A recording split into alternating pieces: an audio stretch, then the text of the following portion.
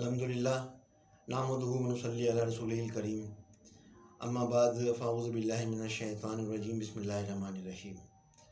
Short talk کے 13ویں episode کے ساتھ سلیم آپ کے سامنے ہے۔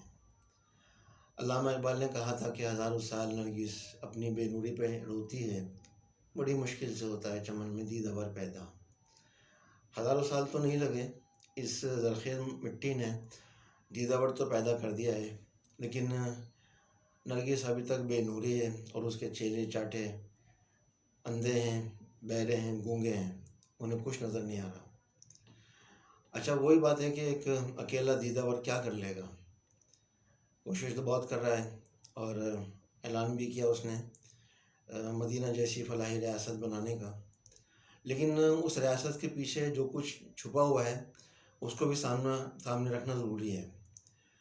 ایک جماعت تیار کی گئی تھی جن کی تربیت کی گئی تھی، اور اس تربیت کے نتیجے میں ایک مدینہ جیسی فلاحی ریاست وجود میں آئی تھی، اور اس جماعت کی تربیت جس نے کی آپ سب جانتے ہیں، ہمارے آقا و مولا حضور صلی اللہ علیہ وسلم نے اس جماعت کی تربیت کی، اور آپ نے ان کو تعلیم نہیں دی، ان کی تربیت کی، اور اس تربیت کے نتیجے میں ہی جو کچھ سامنے آیا اور پوری دنیا نے دیکھا اس کو، وہ ایسی جماعت تیار ہوئی کہ ایسی جماعت دنیا میں پھر کسی نے کبھی نہیں دیکھی۔ اب یہ کہتے ہیں کہ معیشت کیسے چلائیں گے اور یہ ہوگا وہ ہوگا، ہم تو بھیکاری ہیں۔ ٹھیک ہے، آپ بھیکاری ہیں، لیکن آپ کو یہ بھی یاد رکھنا چاہیے کہ آپ کو تاریخ کا معلوم ہونا چاہیے کہ 3 سال حقہ پانی بند کیا گیا، لیکن کیا ہوا؟ دنیا نے دیکھا، ہتھیار نہیں ڈالے گئے، مقابلہ کیا گیا، اس وقت کی جو پاور تھی اس کے ساتھ مقابلہ کیا گیا۔ بات وہی ہے کہ اللہ پاک ہماری حالت نہیں بدلیں گے، اور ہمیں تو چاہیے کہ جو ہم نے ایٹم بم بنا کے رکھا ہوا ہے نا، اس کو بھی ہم آگ لگا دیں۔ کیا فائدہ ایسے ایٹم بم کا؟ کس لیے بنایا ہم نے یہ؟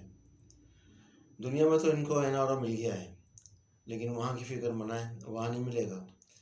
پاکستان میں سب سے اچھا دھندا ہے وہ سیاست ہے، اور میری تو ایک آفر ہے جو غیر ملکی ہیں، تمام غیر ملکیوں کو، کہ وہ یہاں انویسٹمنٹ کریں، بہت فائدہ ہوگا ان کو، بہت نفع ہوگا ان کو۔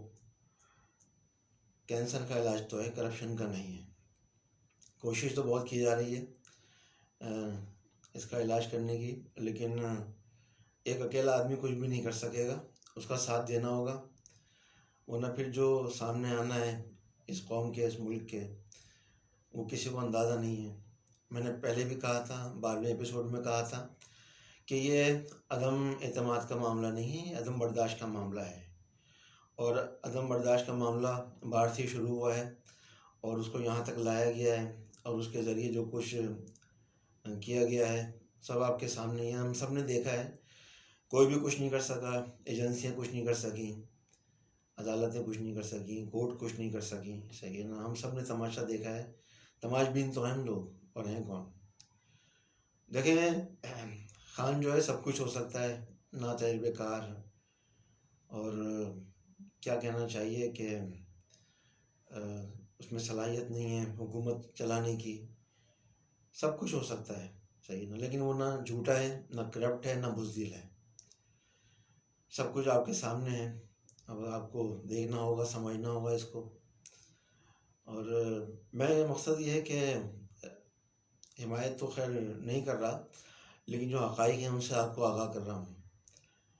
نماز میں غلطیاں ہو جاتی ہیں تو سجدہ سہو کے ذریعے اس کو دور کر لیا جاتا ہے، نماز آپ کی ہو جاتی ہے۔